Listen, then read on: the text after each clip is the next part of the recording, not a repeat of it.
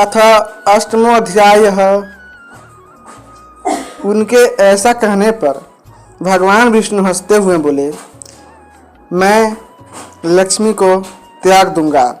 अपने प्राण, शरीर, श्रीवत्स, कौस्तुभ मणि, वैजंती माला, श्वेत द्वीप, वैकुंठ धाम, क्षीर सागर, शेष नाग तथा गरुड़ जी को भी छोड़ दूंगा, परंतु अपने भक्त का त्याग नहीं कर सकूंगा। जिन्होंने मेरे लिए सब भोगों का त्याग करके अपना जीवन तक मुझे सौंप दिया है, जो मुझ में मन लगाकर मेरे स्वरूप हो गए हैं, उन महाभाव भक्तों को मैं कैसे त्याग सकता हूँ। राजा कीर्तिमान को इस पृथ्वी पर मैंने 10,000 वर्षों की आयु दी है, उसमें से 8,000 वर्ष तो बीत गए। शेष आयु और बीते जाने पर उसे मेरा सायुज्य प्राप्त होगा।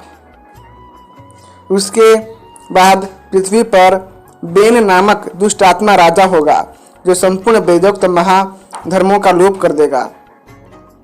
उस समय वैशाख मास के धर्म भी छिन्न भिन्न हो जाएंगे। वेन अपने ही पाप से भस्म हो जाएगा।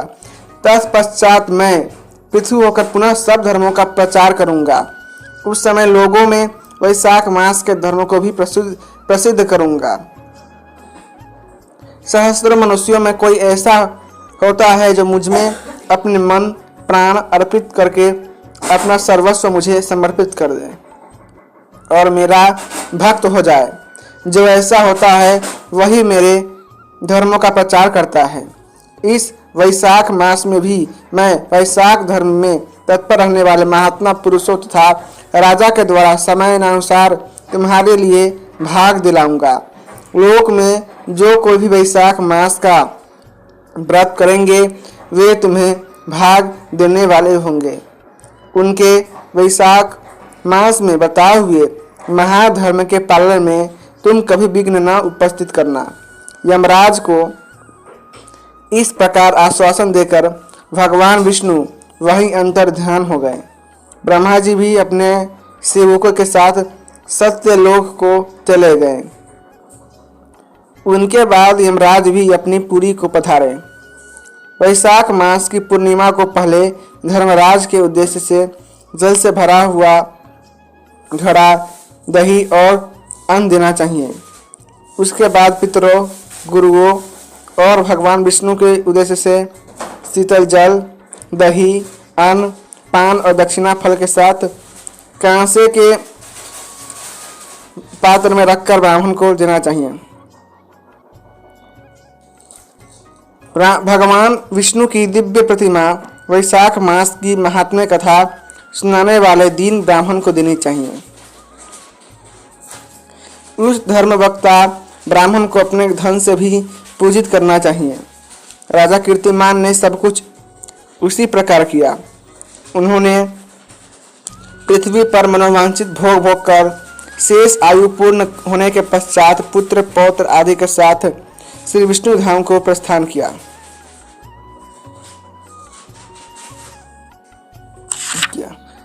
मिथिलापति ने कहा, हे महामते, दुरात्मा राजा बेन प्रथम स्वयंभू मनवंतर हुआ था और ये राजा इक्ष्वाकु कुलभूषण कीर्तिमान विवस्वत मनवंतर के व्यक्ति हैं।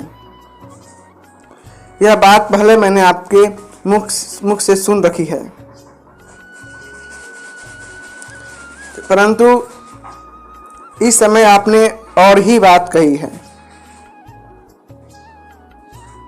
कि यह राजा जब वैकुंठ वासी हो जाएंगे उसके बाद राजा वेन उत्पन्न होगा।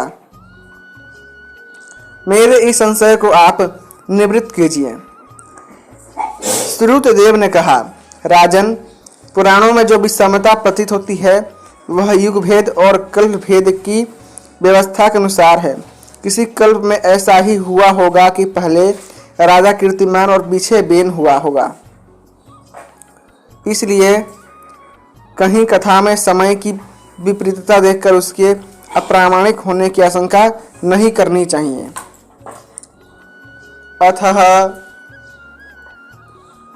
अष्टमो अध्याय संपूर्णम। इसी के साथ वैशाख मास के महात्म्य का, जो कि स्कंद पुराण के वैष्णव खंड में वर्णित है, उसका 8वां अध्याय संपूर्ण हुआ। ओम वसुदेवसुतं देवं कंसचाणूरमर्दनं देवकी परमानंदं कृष्णं वंदे जगद्गुरुम्। ओम नमो नारायण। ओम नमो भगवते वासुदेवाय।